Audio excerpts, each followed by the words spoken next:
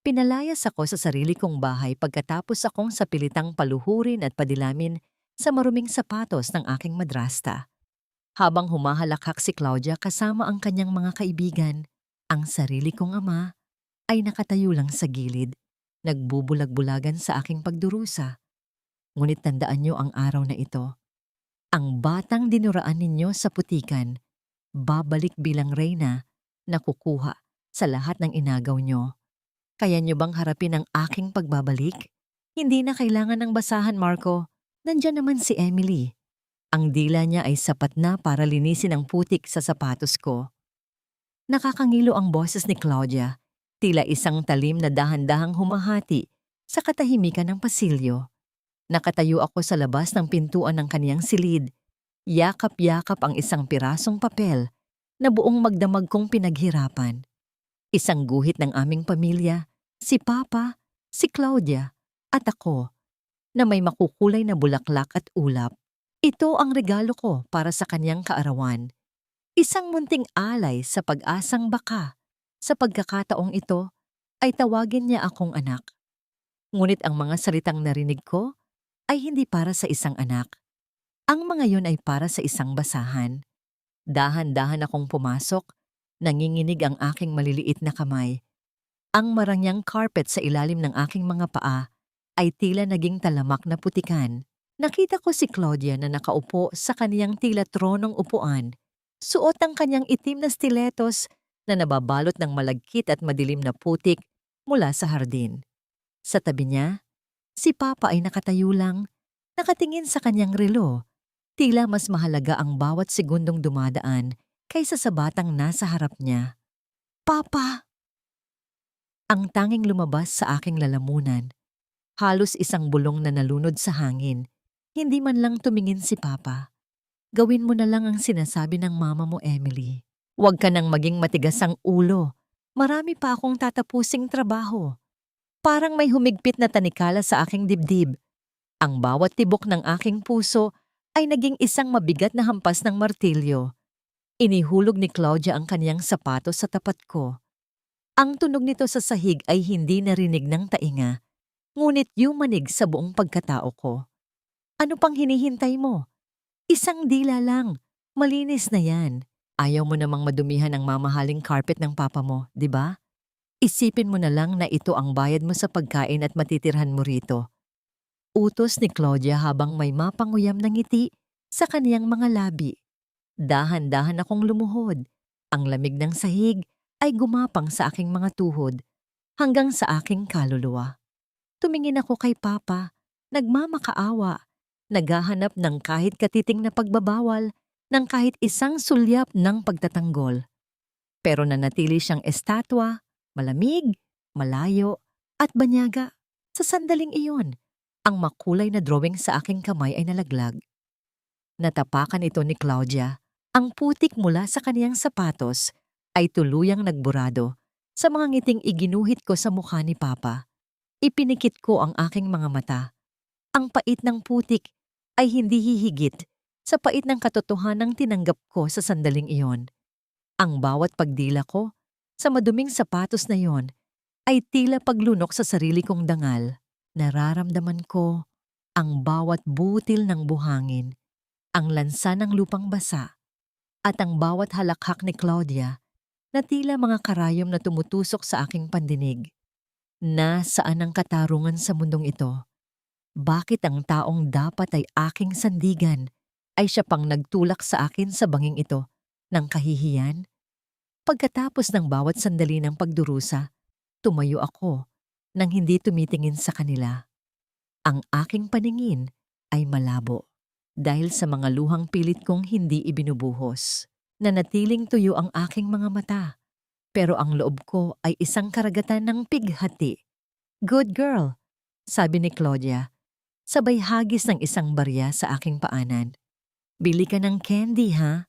Huwag kang iiyak kay William, baka isipin niyang pinalaki kitang mahina. Lumabas ako ng silid na yon nang may bitbit na sugat na hindi kailanman maghihilom ng kahit anong gamot.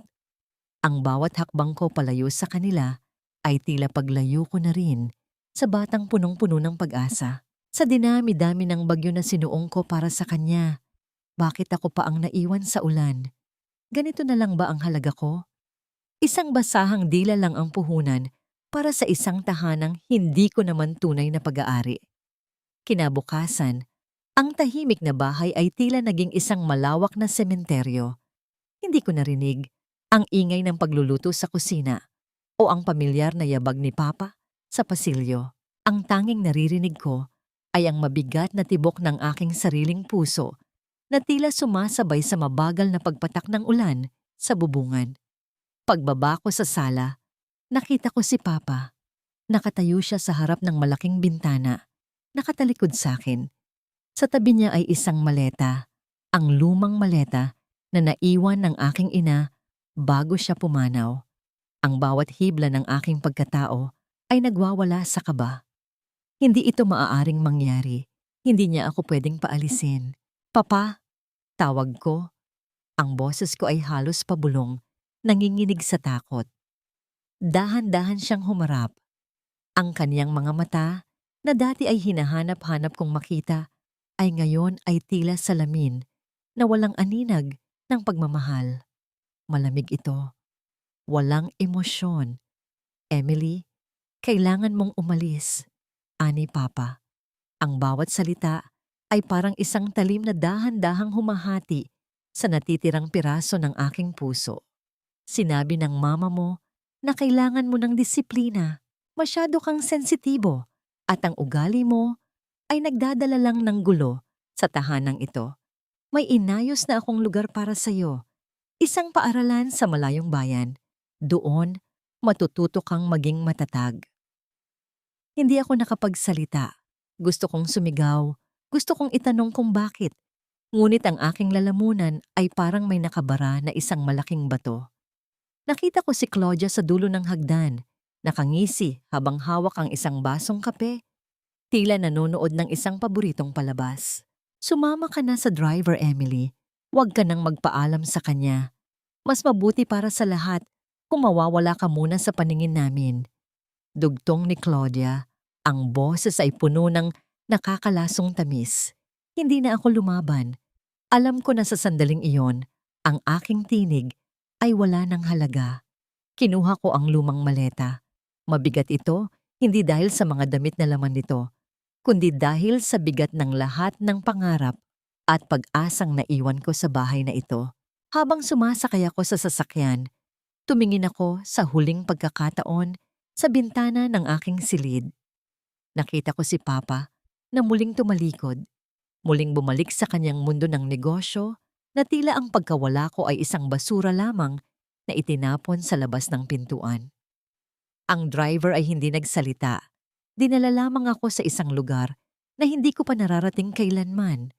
Pagkalipas ng ilang oras na paglalakbay, tumigil ang sasakyan sa harap ng isang matandang gusali na napapalibutan ng malalaking puno. Ang tuwid na bakod at ang katahimikan ng lugar ay tila isang babala. Ito ang tuwiran. Ang lugar kung saan ang lahat ng mga hindi nais ng mundo ay itinatapon. Pagbaba ko, sinalubong ako ng isang matandang madre na may seryosong mukha. Ngunit sa likod ng kaniyang formal na anyo, may nakita akong isang kislap ng awa. Sa hindi kalayuan, nakita ko ang isang babaeng nakasuot ng simpleng damit pang trabaho. Nanlaki ang aking mga mata. Si Yaya Lita. Dahan-dahan siyang lumapit sa akin. Ang kanyang mga mata ay puno ng luha. Wala siyang sinabing kahit ano, niyakap niya lamang ako ng mahigpit. Sa yakap na yon, naramdaman ko ang init na matagal ko nang hindi naramdaman. Ang init ng tunay na pagmamahal, kahit na ito ay nagmumula sa isang taong wala namang kapangyarihan. Emily, nandito na ako. Hindi kita pababayaan, bulong niya sa aking tenga. Ngunit sa gitna ng pag-asang yon, isang malupit na katotohanan ang dumating. Isang sulat ang iniabot ng driver sa madre. Binasa ito ng madre at tumingin sa akin ng may lungkot. Emily, panimula niya, ayon sa utos ng iyong ama, wala ka ng karapatang bumalik sa syudad. Ang lahat ng iyong mana, ang iyong pangalan sa pamilya, ay pansamantalang ipinagkakait sa'yo hanggang sa ikaw ay maging karapat-dapat muli. Sa sandaling iyon, ang huling hibla ng aking koneksyon sa aking ama ay tuluyang naputol. Ang pinto ng tuwiran ay sumara at sa labas, ang mundo ay patuloy na umiikot na parang walang nangyaring pagdurog sa isang bata. Ano ang halaga ko kung wala ang aking ama? Ano ang laban ko sa mundong ito kung ang sarili kong dugo ang nagtapon sa akin sa dilim? Ang mga pader ng kumbento ay hindi lamang gawa sa bato. Ang bawat isa ay tila saksi sa aking pagbabalik loob mula sa pagiging bata tungo sa pagiging isang anino. Sa loob ng 15 taon, ang bawat araw ay isang siklo ng pagtatrabaho at pagdarasal sa ilalim ng mapait na sikat ng araw at ginaw ng gabi. Si Yaya Lita ang naging katuwang ko sa bawat sugat. Sa tuwing ililigpit namin ang mga labada, ang aming mga kamay ay laging magkadikit, nagbibigay ng lakas sa isa't isa sa gitna ng hirap. Hindi kami nagsasalita tungkol sa nakaraan dahil alam naming ang bawat pagbanggit sa pangalang William o Claudia ay tila pagpukaw sa mga multo na pilit naming ibinabaon sa limot. Huwag kang titingin sa likod, Emily. Madalas niyang bulong sa akin habang hinahawi ang buhok kong tila tuyong damo sa init. Ang hinaharap mo ay hindi nakadepende sa pagkilala ng taong nagtapon sa iyo. Nakadepende ito sa kung paano mo tatayo ang sarili mo mula sa pagkakaluhod. Ang mga salitang iyon ay naging aking pagkain. Sa gabi, kapag ang lahat ay tulog na, nagpupuslit ako ng mga lumang libro ng accounting at mga batas mula sa silid-aklatan ng kumbento na hiniram ko sa isang matandang madre na nakakita ng talino sa aking mga mata. Ang bawat numero, ang bawat probisyon ng batas ay kinakabisado ko, habang ang ibang mga kabataan sa labas ay nag-aasam ng kasal o kagandahan, ako ay nag-aasam ng kapangyarihan, kapangyarihang hindi gagamitin para manakit, kundi para maging malaya. Isang hapon, habang nag-aani kami ng mga gulay sa likod ng kumbento, dumating ang isang sulat. Hindi ito mula sa aking ama. Ito ay mula sa isang abogadong pamilyar sa kasaysayan ng pamilya ko. Binasa ko ito ng paulit-ulit habang ang aking mga kamay ay nanginginig. Ang korporasyon ng pamilya, ang Eternal Victory, ay unti-unti nang lumalapit sa matinding krisis. Kumakalat ang balita na si Claudia ay pumasok sa mga kahina-hinalang kasunduan at isinangla ang maraming ari-arian para matustusan ang kanyang marangyang pamumuhay. Samantala, ang aking ama, na matagal nang pinanghihinaan ng loob at katawan, ay halos wala ng lakas upang ayusin ang sitwasyon. Sa sandaling iyon, napansin ko ang kakaibang pagbabago sa tibok ng aking dibdib.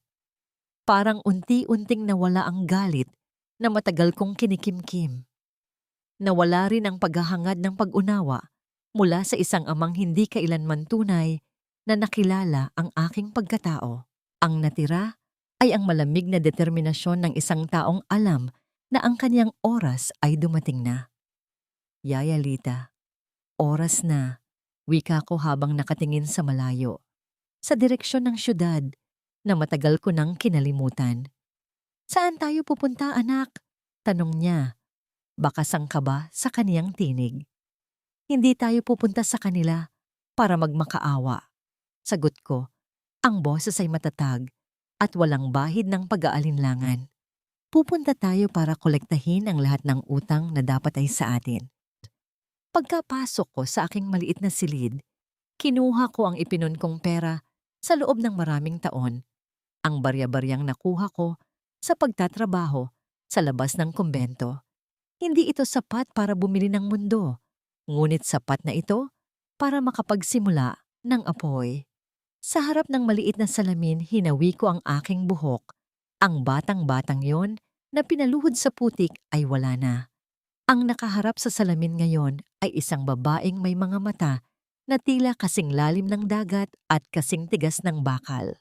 Ang bawat pilat sa aking mga kamay mula sa matigas na pagtatrabaho ay aking mga medalya. Sa kabilang banda ng pintuan, ang mundo ay naghihintay, hindi alam na ang biktima na itinapon nila ay bumabalik na. At sa pagkakataong ito, siya na ang humahawak sa baraha. Ang paglalakbay pabalik sa Maynila ay tila paglalakbay pabalik sa isang panaginip na dati ay naging bangungot. Habang nakatanaw ako sa labas ng bintana ng eroplano, ang bawat ulap na aking nakikita ay tila mga anino ng aking nakaraan. Ang batang walang laban, ang batang naghahanap ng pagmamahal sa maling tao. Ngunit nang tumapak ang aking mga paa sa airport, wala na ang kaba. Ang tanging nararamdaman ko ay ang lamig ng hangin na humahalik sa aking mukha. Isang paalala na ako ay bumalik na, hindi bilang biktima, kundi bilang isang hukom. Sa isang marangyang opisina sa sentro ng syudad, ang aking pangalan sa pasaporte ay iba na. Si Emily, ang batang pinalayas, ay naglaho na. Ang nakatayo ngayon sa harap ng mga higanteng gusali ng Eternal Victory ay si Elena, ang babaeng may hawak ng mga utang na maaaring magpabagsak sa imperyong itinayo ng aking ama sa isang kisap mata. Pagpasok ko sa labi ng gusali, ang amoy ng kape at mamahaling pabango ay sumalubong sa akin. Ang mga empleyado ay nagmamadaling naglalakad, ang ilan ay nakatingin sa akin nang may pagtataka. Marahil ay napapaisip kung sino ang babaeng naka-business suit na ito na may tindig ng isang reyna. Dumaan ako sa harap ng malaking portrait ni Papa. Nakasabit pa rin ito, ngunit halatang pinabayaan na. Ang mga gilid nito ay may bakas ng alikabok at ang mukha niya ay tila mas matanda, mas pagod at mas malungkot kaysa sa huling beses ko siyang nakita. Sa tabi ng portrait na yon, may isa pang frame, isang litrato ni Claudia. Nakangiti ng mapanlinlang, ang kaniyang mga alahas ay kumukutitap sa ilalim ng ilaw. Hindi ko pinigilan ang aking sarili na haplusin ang glass frame ng litrato ni Papa. Ang aking mga daliri ay hindi na nanginginig. Sa halip, isang matalim na pag-unawa ang tumagos sa aking isipan. Ang lahat ng ito ay nabuo sa pamamagitan ng pag-apak sa aking pagkatao. At ngayon, ang batas ng hustisya ay babawi na. Habang naghihintay ako sa boardroom, ang pinto ay bumukas ng malakas. Pumasok ang isang lalaking may hawak na makakapal na dokumento. Siya ang aking abogado, ang tanging tao sa syudad na alam ang aking tunay na pagkatao. Elena, nakahanda na ang lahat. Bulong niya habang inilalapag ang mga papel sa mesa. Ang mga utang ng kumpanya ay binili na natin. Sa isang pirma mo lang, ang Eternal Victory ay magiging iyon na ng buo. Ngunit handa ka na bang makita ang sitwasyon ng iyong ama? Tumango ako ng dahan-dahan. Ang kanyang kalagayan ay hindi na mahalaga sa negosyo, ngunit mahalaga ito sa aking puso. Gusto kong makita kung paano siya titingin sa akin kapag nalaman niyang ang batang itinapon niya sa dilim ay siya palang magiging ilaw na magliligtas sa kanya, o ang apoy na tutupok sa lahat ng kanyang ipinagmamalaki. Sa hindi kalayuan, narinig ko ang yabag ng mga takong na pamilyar sa akin. Ang tunog na yon, ang tunog na dati ay nagpapakaba sa akin, ang tunog na dati ay hudyat ng aking pagkakaluhod, ay papalapit na. Sino ang nag-set up ng meeting na ito nang wala ang pahintulot ko? Ang boses ni Claudia, matinis at puno ng awtoridad, ang bumasag sa katahimikan ng pasilyo. Tumayo ako mula sa aking upuan. Inayos ko ang aking blazer at huminga ng malalim. Ang amoy ng alikabok sa kumbento ay pinalitan ng amoy ng tagumpay. Pagbukas ng pinto, nakita ko si Claudia. Mas matanda na siya, mas payat, at ang kanyang mga mata ay puno ng pagod na itinatago sa ilalim ng makapal na makeup. Nang magtagpo ang aming mga paningin, nakita ko ang isang bahagyang kislap ng pagkalito sa kanyang mukha. Hindi niya ako makilala. Paano nga naman niya makikilala ang isang basahang tinapon niya sa putikan 15 taon na ang nakararaan? Good afternoon, Miss Claudia. Wika ko, ang aking boses ay malinaw at puno ng kapangyarihan. I believe we have a lot to discuss about the future of this company. Nakita ko ang kaniyang mga mata na nanlaki ng kaunti. Ang kaniyang mga labi ay nanginginig sa pagtataka. Ang laro ay nagsisimula na. At sa pagkakataong ito, hindi na ako ang maglilinis ng kaniyang sapatos. Nakatitig lamang ako kay Claudia. Ang mga mata niya na dati ay nagpaparamdam sa akin na ako ang pinakamaliit na nilalang sa mundo, ay ngayon ay nanliliit sa harap ng aking tindig. Hindi ko binawi ang aking tingin. Hinayaan ko siyang suriin ang aking mukha, ang aking mga mata, ang bawat linya ng aking pagkatao na dati ay kaniyang niyurakan. Hindi ko naaalala ang mukha mo. Sambit niya. Ang boses ay matigas, ngunit may bakas ng pag-aalinlangan. Sino ka? At anong karapatan mong pasukin ang opisina ng aking asawa? Ang pangalan ko ay Elena, sagot ko, at dahan-dahang lumakad patungo sa kanya. Ang bawat yabag ng aking sapatos sa sahig na marmol ay tila isang babala. At tungkol sa karapatan, sabihin na lang nating ako ang bagong may-ari ng mga utang na pilit mong itinago sa mga bangko. Nakita ko ang pagbabago sa kanyang mukha. Mula sa pagiging matapang, ito ay naging maputla. Ang mga kamay niyang puno ng mamahaling singsing ay nagsimulang manginig. Hindi niya ito mapigilan. Ang takot ay isang amoy na hindi matataguan ng kahit sinong kriminal. Utang? Anong utang? Mautal-utal niyang tanong. Inilapag ko ang isang makapal na folder sa mesa ni William. Ang mesang dati ay hindi ko man lang pwedeng lapitan nang walang pahintulot. Ang kumpanyang ito ay baon na sa utang, Claudia. Ang mga ari-ariang ipinagmamalaki mo? Isinanla mo na ang lahat para sa iyong luho at para sa mga lalaking kasing bata ng iyong anak. Nabigla siya. Ang kaniyang bibig ay bahagyang bumuka, na tila nawalan ng sasabihin. Sa kabilang silid, sa likod ng pintong kahoy, narinig ko ang isang mahinang pag-ubo. Si Papa. Ang boses na yon ay mahina, matanda, at puno ng sakit. Ang puso ko ay dumaan sa isang matinding pag-alog, ngunit pinanatili ko ang aking mukha na kasing lamig ng yelo. Elena, ang boses ni Papa mula sa loob ng kanyang opisina. Sino? Sino ang kasama mo? Dahan-dahan kong binuksan ang pinto. Doon, nakita ko siya. Si William. Hindi na siya ang makapangyarihang negosyante na inaalala ko noong bata pa ako. Siya ay nakaupo sa isang wheelchair, nakatingin sa akin ng may pagtataka.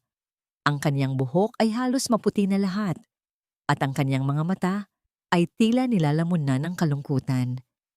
Elena ang pangalan ko, Mr. William! Sabi ko habang nakatitig ng diretso sa kanyang mga mata. Tumingin siya sa akin, pilit na inaalala ang aking mukha. Ang kaniyang mga mata ay dumaan sa aking mga labi, sa aking noo, at sa aking mga mata. Ramdam ko ang kaniyang pag-aalinlangan, ang kaniyang pilit na pag-uugnay sa nakaraan at kasalukuyan. Emily? Ang bulong niya, halos hindi marinig. Ang boses niya ay puno ng pagkabigla at matinding pagsisisi. Bago pa man siya makapagsalita ng muli, mabilis na lumapit si Claudia at humarang sa pagitan namin. William, huwag kang maniwala sa kanya. Isa lang siyang manloloko na gustong pagnakawan tayo. Palayasin natin siya. Tumingin ako kay Claudia at sa pagkakataong ito, hindi na ako ang batang lumuluhod. Ngumiti ako ng bahagya, isang ngiti na walang halong saya, kundi puno ng pangako ng katarungan. Hindi mo na ako mapapalayas, Claudia. Wika ko, ang boses ay sapat na malakas para marinig ng buong boardroom. Dahil sa bawat perang ninakaw mo, sa bawat luha na ipinatak mo, at sa bawat pagmamaltrato mo sa akin, babawiin ko ang lahat. Mula ngayon, ang tahanang ito, ang kumpanyang ito, at ang kapalaran mo ay nasa aking mga kamay na. Pagkasabi ko niyan, tinalikuran ko sila at naglakad palabas. Narinig ko ang paghagulgol ni Claudia, ang pagbato niya ng kung ano-anong bagay sa sahig, at ang pilit na pagtawag ni Papa sa aking pangalan. Hindi ako lumingon. Alam ko na ito ang simula ng katapusan para sa kanila. Ang gabi ay bumalot sa Maynila nang may kasamang malakas na hangin, tila isang babala sa paparating na unos. Sa loob ng aking silid sa hotel, pinapanood ko ang mga ilaw ng lungsod mula sa malayo. Ang bawat kumikislap na ilaw ay tila mga buhay na nakataya sa aking mga kamay. Hindi nagtagal, tumunog ang aking telepono. Isang numero na walang nakarehistro. Pinindot ko ang sagot at inilapit ito sa aking tainga. Elena, hindi mo alam ang ginagawa mo. Ang boses ni Claudia ang sumalubong sa akin. Hindi na ito ang matapang na boses kanina. Ngayon, ito ay puno ng matinding galit at pagbabanta. May mga tao akong kakilala. Mga taong hindi mo gugustuhing makaharap. Huwag mong subukang kunin ang sa amin o pagsisisihan mo ang araw na nagdesisyon kang bumalik. Napangiti ako ng tipid. Ang banta niya ay parang hangin lamang na walang kapangyarihan. Claudia, hindi mo ba napagtanto? Ang perang ginagamit mo para sa mga taong iyon ay galing sa kumpanyang kinukuha ko na ngayon. Wala ka ng baraha. Tapos na ang laro. Pinatay ko ang tawag bago pa siya makapagsalita muli. Alam ko ang susunod niyang hakbang. Susubukan niyang hanapin ang kahit anong dumi sa aking nakaraan, ang kahit anong bahagi ng aking buhay na maaari niyang gamitin laban sa akin. Ngunit wala na siya makikita. Ang Elena na kaharap niya ngayon ay isang bagong nilalang na hinubog ng disiplina at sakit. Kinabukasan, isang balita ang yumanig sa kumpanya. Ang mga peking dokumentong ginamit ni Claudia para sa kaniyang mga transaksyon ay nakalantad na sa audit team. Ang buong boardroom ay puno ng bulong-bulungan. Habang naglalakad ako sa pasilyo, nakita ko ang mga empleyado na nagtatago ng kanilang mga mukha. Takot na madamay sa darating na pagbagsak ng dating reyna. Sa sulok ng boardroom, nakita ko ang isa sa mga tauhan ni Claudia, ang lalaking madalas niyang kausap sa telepono, ang lalaking kasabwat niya sa kaniyang mga maling gawain. Tumingin siya sa akin nang may kasuklam-suklam ng ngiti, tila may binabalak na masama. Ramdam ko ang kaniyang presensya na sumusunod sa akin hanggang sa parking lot. Ang paligid ay tahimik. Ang tanging tunog lamang ay ang pagpatak ng tubig mula sa mga nakaparadang sasakyan. Ramdam ko ang bawat hibla ng aking balahibo na tumatayo. May sumusunod sa akin. Ang bawat hakbang ng kaniyang sapatos sa semento ay tila isang ritmong nagbababala.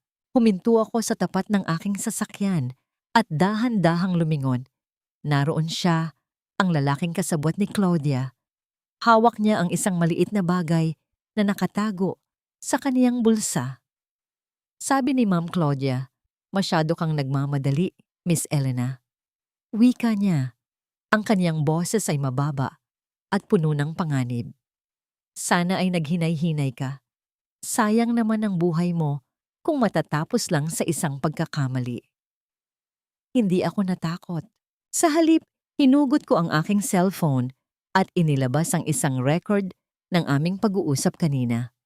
Alam mo ba kung bakit ako tumigil dito? Tanong ko ng mahinahon.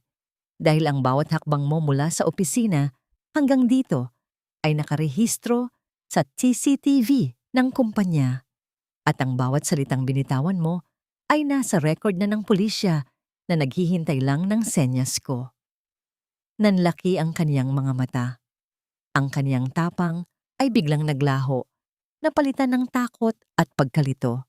Hindi niya inaasahan na ang biktima na kaniyang hinahabol ay may hawak na palang lubid na magtatali sa kanya sa kulungan. Umalis ka na, utos ko.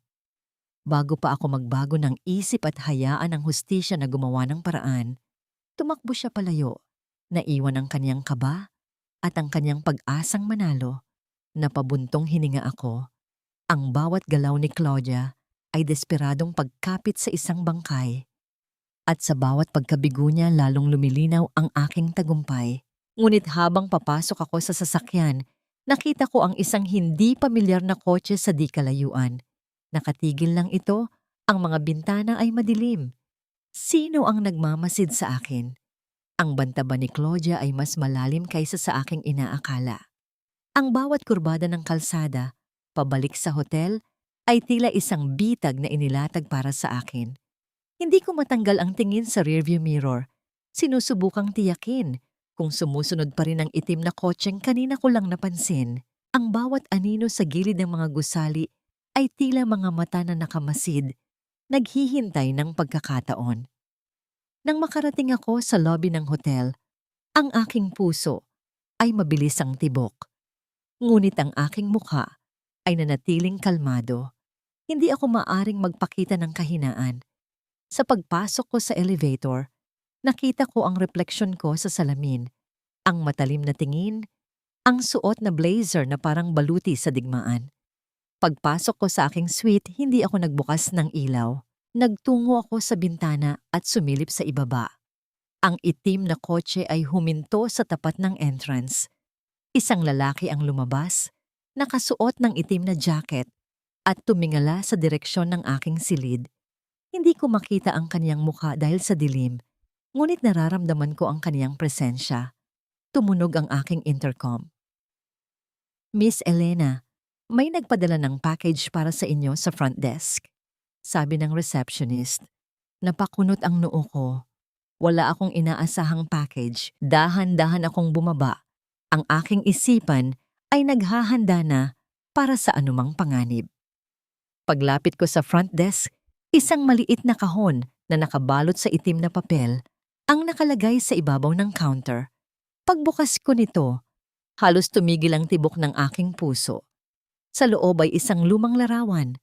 Ang larawan ko noong bata pa ako. Noong panahon na pinipilit nila akong lumuhod sa putik. Sa likod ng larawan, may nakasulat na mga salita na dahan-dahang sumasakit sa aking pandinig. Huwag mong kalimutan ang iyong lugar, Emily.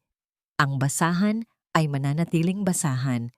Hindi ito galing kay Claudia. Ang kaniyang estilo ay puno ng emosyon at galit, habang ang mensaheng ito ay malamig, kalkulado, at puno ng banta na may malalim na ugat. Sino ang nakakaalam ng nakaraan ko na malayo sa impluwensya ni Claudia? Miss, may iniwan din siyang note. Sabi ng receptionist. Kinuha ko ang papel. Magkita tayo sa lumang simbahan sa Santa Lucia, 10:00 ng gabi. Kung gusto mong malaman ang katotohanan tungkol sa iyong ina, pumunta ka mag-isa. Ang pangalan ng aking ina. Ang susi sa lahat ng sakit na dinanas ko. Alam kong isa itong bitag. Alam kong delikado. Ngunit paano ko matatalikuran ang pagkakataong malaman ang katotohanan na matagal nang ikinubli ni William at Claudia? Sumapit ang 10:00. Ang simbahang itinutukoy nila ay isang abandonadong gusali na matagal nang kinain ng panahon. Ang mga bintanang may mantsa ng alikabok ay tila mga matang nakapikit sa kawalan. Pagpasok ko, ang amoy ng lumang kahoy at kandilang naubos na ay bumalot sa akin. Nandito ka na pala. Isang boses ang dumating mula sa dilim. Isang anino ang lumabas mula sa likod ng altar. Hindi ko inaasahan ang taong nakita ko. Hindi siya si Claudia. Hindi siya isang bayarang killer. Siya ay isang matandang lalaki. Ang dating accountant ng pamilya namin na biglang naglaho nung bata pa ako. Ikaw, bulong ko. Ang aking boses ay puno ng pagkabigla. Matagal na panahon, Emily. Wika niya. Ang kanyang mga mata ay puno ng pait. Akala mo ba si Claudia lang ang kalaban mo? Akala mo ba ang lahat ng nangyari sa iyong ina ay aksidente lamang? Sa isang iglap, naramdaman ko ang pagguho ng mundo. Ang banta sa aking buhay ay hindi lang pala nanggagaling sa kasalukuyan, kundi sa mga multo ng nakaraang. Matagal ko nang pinaniniwalaang tapos na. Ang bawat hakbang ko palapit sa kanya ay paghakbang ko sa isang katotohanan na mas masakit pa sa anumang latay na natamo ko noong bata pa ako. Ang liwanag ng buwan na tumatagos sa sirang bintana ng simbahan ay nagbigay ng mahaba at nakakatakot na anino sa matandang lalaking nakatayo sa harap ko. Si Mang Berting, ang accountant ng aking ama na dati kong itinuturing na parang lolo. Ngunit ngayon, ang mga mata niya ay puno ng pagod, hindi ng kabaitan. Ano ang ibig mong sabihin? Tanong ko. Ang boses ko ay pinilit kong gawing matatag kahit na ang aking mga kamay ay nanlalamig na sa kaba. Ang pagkamatay ni Mama, ang doktor ang nagsabing ito ay dahil sa sakit sa puso. Iyon ang opisyal na ulat. Napatawa si Mang Berting, isang tunog na parang tuyong dahon na nadudurog sa semento. Ang opisyal na ulat? Emily, sa mundong ginagalawan ng iyong ama, ang pera ang nagsusulat ng katotohanan. Hindi sakit sa puso ang pumatay sa kanya. Nilason siya, dahan-dahan. At si Claudia, siya lang ang nag-utos, pero may mas malaking kamay na nagpatupad. Parang may humampas sa aking dibdib. Ang bawat salita niya ay bumabasag sa mga pader na binuo ko para protektahan ang sarili. Inilabas ni Mang Berting ang isang lumang ledger mula sa loob ng kanyang lumang jacket. Inilatag niya ito sa altar na nababalot ng makapal na alikabok. Tignan mo ang mga petsang ito. Utos niya. Lumapit ako. Ang bawat hakbang ko sa sahig na gawa sa kahoy ay lumilikha ng tunog na tila nagbabala sa katahimikan. Sa mga pahina ng ledger, nakita ko ang mga pangalan ng mga opisyal at mga taong hindi ko inaasahan. Hindi lang pala si Claudia ang nag-ubos ng pera ng Eternal Victory. May mga taong nasa likod ng mga desisyon ni Papa na mas matindi pa ang pagkakalubog sa korupsyon. Bakit mo ito sinasabi sa akin ngayon? Tanong ko. Dahil matanda na ako, Emily. At dahil ang taong nasa likod nito ay ang mismong taong nagpadala sa iyo sa kumbento. Hindi lang dahil sa gusto kanilang mawala, kundi dahil nakita mo ang dapat ay hindi mo nakita nung bata ka pa. Biglang umalingaungaw ang tunog ng pagbukas ng pinto sa malayo. Hindi hangin, yabag ng mga taong nagmamadali. May sumusunod sa akin. Bulong ni Mang Berting, ang kaniyang muka ay naging maputla sa takot. Kailangan mo nang umalis, Emily. Ang ledger na yan, dala mo. Iyan ang tanging sandata mo para iligtas ang kumpanya at para mabigyan ng hustisya ang iyong ina. Sasama ka sa akin. Pilit ko. Hindi na maaari. Masyado na silang malapit. Mabilis niyang sagot, sabay tulak sa akin patungo sa isang sikretong lagusan sa likod ng altar. Hanapin mo si Attorney Reyes. Siya lang ang makakaintindi ng mga nakasulat dyan. Bago pa ako makatutol, isang malakas na putok ang narinig ko sa labas. Hindi sa loob, ngunit sa labas, isang babala.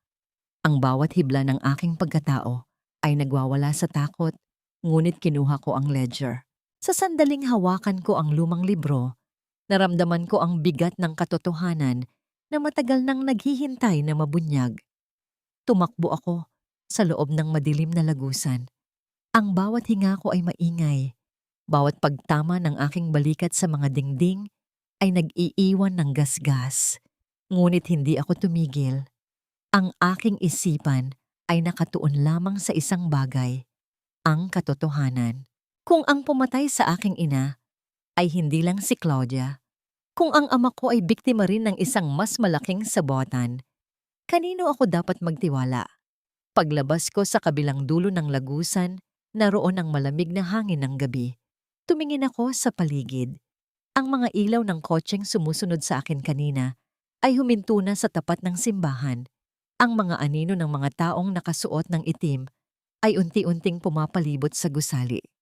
Alam ko ang susunod na mangyayari. Susunod sila sa akin. Ngunit hindi na ako ang batang Emily na nagtatago sa ilalim ng kama. Hawak ko na ngayon ang lahat ng sikreto nila. Naglakad ako patungo sa kalsada. Ang bawat hakbang ko ay puno ng determinasyon. Hindi na ako susuko. Ang bawat sugat na natamo ko sa buhay na ito ay magiging sandata ko para ubusin ang mga taong nagdulot ng dilim sa pamilya ko. Ang gabi sa Maynila ay tila isang malaking bitag. Habang tumatakbo ako sa madilim na eskinita ng Santa Lucia, ang bawat paghinga ko ay parang kutsilyong humahati sa aking dibdib. Naririnig ko ang yabag ng mga paa sa aking likuran. Mabigat, mabilis, at hindi tumitigil. Hindi sila mga pulis. Sila ay mga taong handang pumatay para sa sikretong hawak ko. Nang marating ko ang bukana ng kalsada, sumilong ako sa likod ng isang sirang truck. Ipinikit ko ang aking mga mata. Pinapakalma ang bawat hibla ng aking kaba. Ang ledger na hawak ko ay tila isang bomba na handang sumabog anumang oras. Ang bawat pahina nito ay naglalaman ng mga pangalang kayang magpabagsak sa mga higanting negosyante ng bansang ito. Sigurado akong dumaan siya rito. Ang boses ng isang lalaki ang umalingaw-ngaw sa katahimikan. Huwag ninyong palalampasin. Utos ni Ma'am Claudia na siguraduhing hindi na siya makakaabot sa bukang liwayway. Si Claudia, kahit sa huling sandali ng buhay ko, siya pa rin ang nasa likod ng bawat latay na nais nilang itatak sa aking katawan. Ang kanyang kasakiman ay tila isang cancer na kumakalat sa bawat sulok ng kumpanya namin. Pero hindi ako papayag na maging huli na ito. Habang papalapit ang kanilang mga anino, kinuha ko ang aking cellphone at mabilis na nag-text kay Attorney Reyes. Nasa akin ang ledger. Patungo ako sa inyo. Handa na ang lahat. Hindi ko hinintay ang sagot. Lumabas ako mula sa pinagtataguan ko at tumakbo ng mabilis patungo sa kabilang direksyon. Ang bawat pagtama ng aking mga paa sa basang semento ay tila isang tugtog ng pakikipagdigma. Nakita nila ako. Isang putok ng baril ang bumasag sa katahimikan na sinundan ng ingay ng mga nakaparadang sasakyan na biglang umandar. Hindi ako lumingon. Alam ko na ang bawat bala ay isang pagtatangka na pigilan ang katotohanan. Ngunit mas matibay ang aking determinasyon kaysa sa anumang bakal. Nang makarating ako sa main road, huminto ang isang itim na van sa aking harapan. Hindi ko alam kung sino ang nasa loob, ngunit wala na akong ibang mapupuntahan. Bumukas ang pinto at doon nakita ko si Yaya Lita kasama ang dalawang lalaking nakasuot ng uniforme ng seguridad. "Emily, sumakay ka na!" sigaw niya. Mabilis akong sumakay at humarurot ang sasakyan palayo sa mga anino. Habang lumalayo kami, sumandal ako sa upuan. Ang aking mga kamay ay nanginginig pa rin, ngunit ang aking mga mata ay nagniningning sa determinasyon. "Yaya, paano mo nalaman?" tanong ko. "Matagal na kaming nagmamasid, anak. Hindi lang ikaw ang nag-iipon ng lakas." Sagot niya habang iniaabot sa akin ang isang basong tubig. Si Attorney Reyes ay nasa ligtas na lugar. Hinihintay na niya tayo. Ngayon, ilalabas na natin ang lahat ng dumi na pilit nilang itinago sa ilalim ng kanilang mga mamahaling carpet. Tumingin ako sa bintana. Ang mga ilaw ng syudad ay tila mga bituin na nagbibigay liwanag sa aking landas. Sa loob ng van, naramdaman ko ang katahimikan na matagal ko nang hinahanap. Ang bawat segundo mula rito ay hindi na para sa pagtakbo. Ito na ang oras para sa pag-atake. Ang mga taong nagtapon sa akin sa putikan ay malapit na ring malunod sa sarili nilang kasinungalingan. Bandad. Ang silid ni Attorney Reyes ay puno ng mga tumpok ng dokumento, ang amoy ng lumang papel, at mainit na kape ang bumalot sa aming paligid. Sa labas, ang ulan ay patuloy na humahampas sa salamin, isang masigabong musika na tila naghihintay ng aking susunod na hakbang. Sa ibabaw ng mesa, inilatag ko ang ledger ni Mang Berting. "Ito ang lahat," bulong ko. Ang aking mga daliri ay bahagyang nanginginig sa kaba at galit. Ang lahat ng transaksyon, ang mga pangalan ng mga opisyal na tumanggap ng suhol, at ang pruweba na si Claudia ang nag-utos sa paglason kay Mama. Tiningnan ni Attorney Reyes ang mga dokumento ng may seryosong mukha. Ang kanyang mga mata ay dumapo sa bawat numero, bawat lagda, at bawat detalyeng nakasulat sa lumang ledger. "Hindi ko akalaing ganito kalalim ang lahat, Emily. Hindi lang ito basta pagnanakaw. Ito ay isang sabwatan para patayin ang isang pamilya. Naramdaman ko ang pagbigat ng aking dibdib. William, si Papa, kasabwat ba siya? Bumuntong hininga ang matandang abogado at inilipat ang kaniyang tingin sa akin. Ang iyong ama ay naging biktima rin ng sarili niyang karuwagan, Emily. Noong una, hindi niya alam ang ginagawa ni Claudia. Ngunit noong nalaman niya, natakot siya. Pinili niyang pumikit kaysa mawala ang lahat. Ang kanyang sakit ay bunga ng kanyang sariling konsensya.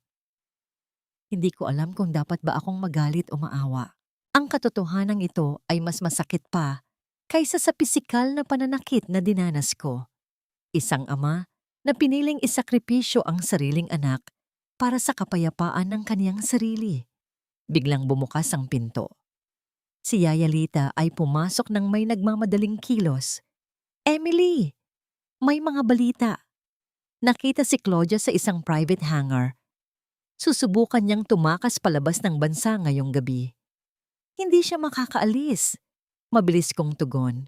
Kinuha ko ang aking telepono at tinawagan ng isang kaibigang nasa loob ng Bureau of Immigration.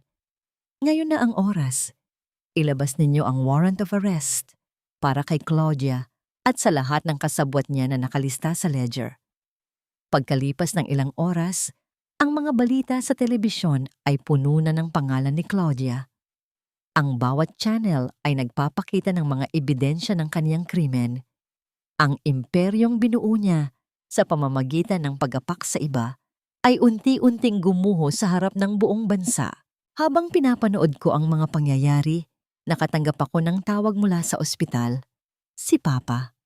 Miss Elena, sabi ng nurse, nagising na po ang pasyente. Gusto niya kayong makausap. Pagdating ko sa ospital, ang bawat hakbang ko sa puting pasilyo ay tila isang paglakad patungo sa isang pagtatapos. Sa loob ng silid, nakita ko si William. Nakahiga siya.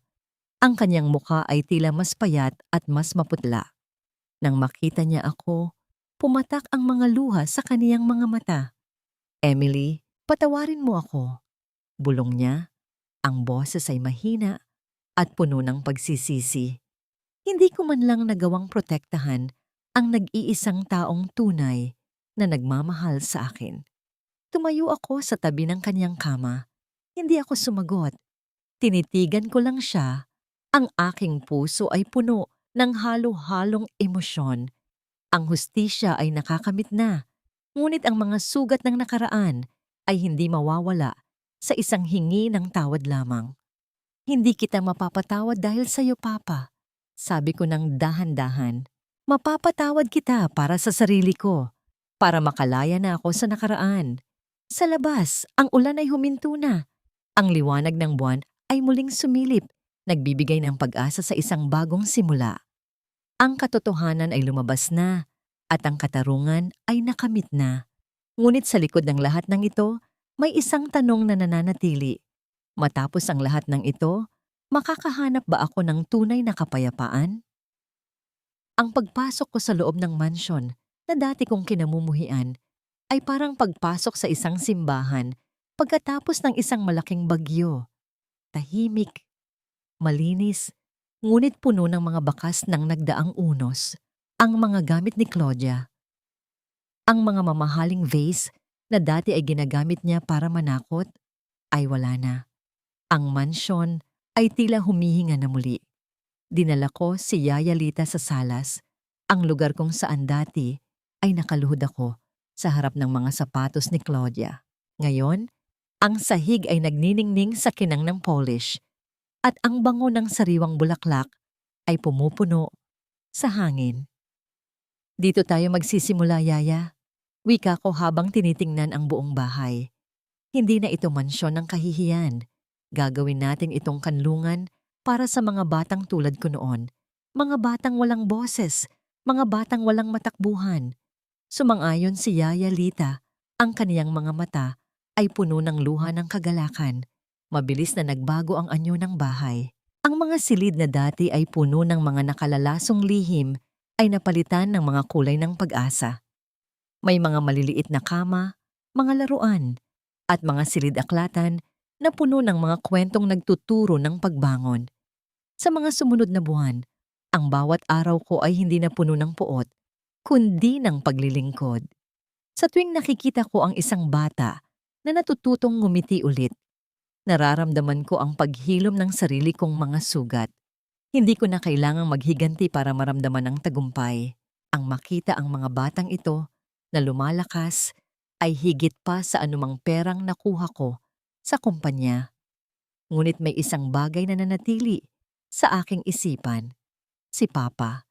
Siya ay nasa isang pasilidad na nag-aalaga sa kanya, malayo sa ingay ng negosyo. Paminsan-minsan, bumibisita ako. Hindi kami nag-uusap ng matagal. Nagbabasa lang ako sa kanya ng libro o minsan ay nakaupo lang kami ng tahimik habang pinapanood ang paglubog ng araw. Isang hapon, habang naglalakad ako sa hardin ng mansyon, isang bata ang tumakbo patungo sa akin. Siya ay isang batang babae na nakapulot ko noong unang araw ng pagbubukas ng shelter. Tumalon siya sa aking kandungan at humalik sa aking pisngi. "Ina," tawag niya sa akin. Ang salitang iyon, "Ina," ay parang isang matamis na awitin na tumagos sa aking kaluluwa. Napaluha ako, hindi dahil sa sakit, kundi dahil sa labis na kaligayahan. Ang puwang sa aking puso, na dati ay puno ng pait, ay napuno na ng pagmamahal na hindi ko inakalang darating pa. Sa kabilang banda, dumating ang balita mula sa abogado. Nahuli si Claudia sa isang paliparan sa ibang bansa habang sinusubukang gumamit ng pekeng pasaporte. Siya ay nakakulong na ngayon, nagbabayad sa lahat ng kaniyang kasalanan sa likod ng rehas na bakal. Ang kaniyang impluwensya ay wala na. Ang kaniyang kapangyarihan ay naging abo na lamang. Habang nakaupo ako sa tapat ng fountain sa hardin, tiningnan ko ang aking mga kamay. Wala na ang mga paltos mula sa pagtatrabaho sa kumbento.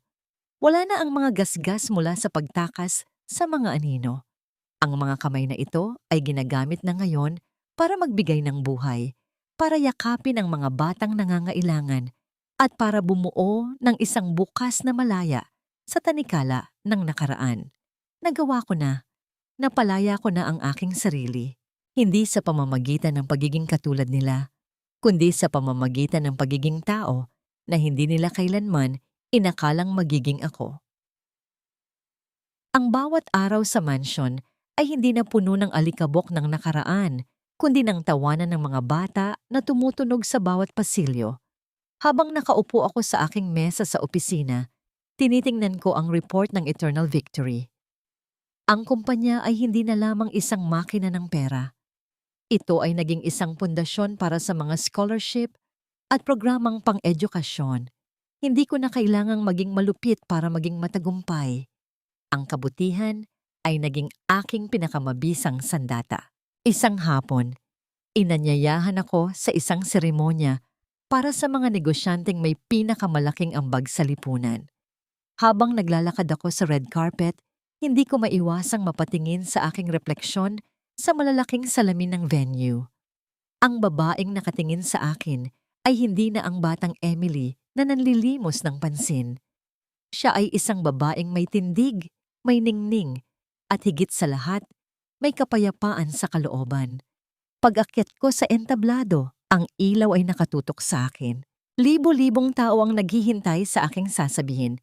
Tiningnan ko ang mga mukha sa audience. Nakita ko si Yaya Lita sa unahan. Ang kanyang mga mata ay puno ng pagmamalaki. Nakita ko ang mga batang inalagaan namin na kumakaway mula sa balcony. Noong bata pa ako, panimula ko. Ang boses ay matatag at malinaw. Tinuruan ako na ang mundo ay isang lugar kung saan ang malakas ang siyang laging nananalo. Tinuruan ako na ang pagpapakumbaba ay isang kahinaan. Ngunit natutunan ko sa mahabang panahon na ang tunay na lakas ay wala sa kung gaano kalupit ang iyong kamao, kundi sa kung gaano kalawak ang iyong pag-unawa at pagpapatawad. Tumahimik ang buong bulwagan.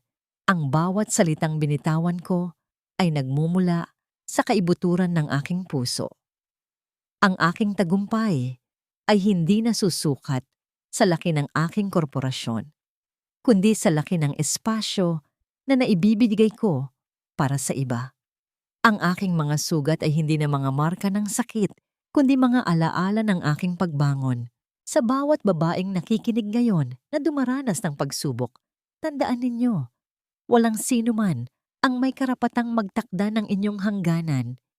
Kayo ang reyna ng inyong sariling kwento. Pagbaba ko sa entablado, sinalubong ako ng palakpakan na tila kulog sa lakas. Ngunit hindi ang papuri ang aking habol. Ang aking habol ay ang pakiramdam ng pagiging buo. Pagbalik ko sa mansyon, sinalubong ako ng aking anak. Ang batang inampun ko ay tumakbo at yumakap sa aking binti. Kinarga ko siya at lumabas kami sa hardin. Sa malayo, nakita ko si Papa sa kanyang wheelchair. Nakatingin sa amin ng may ngiti. Wala nang puot. Wala na ang mabigat na tanikala ng nakaraan. Tumingin ako sa malawak na langit. Ang mga bituin ay nagkikislapan. Tila sumasabay sa kapayapaan na aking nararamdaman.